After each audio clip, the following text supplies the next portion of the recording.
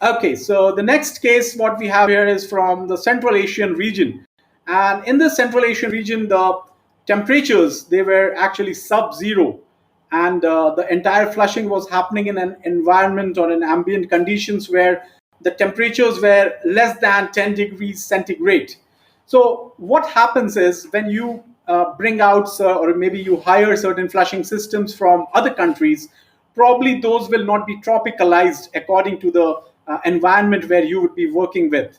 So the flushing skids normally need to have certain heating devices, and those heating devices would enable you to raise the temperature of your oil up to certain degrees. And then if you carry out the flushing, the viscosity would be lowered temporarily, and then you would be able to achieve some better flushing efficiency for your lines.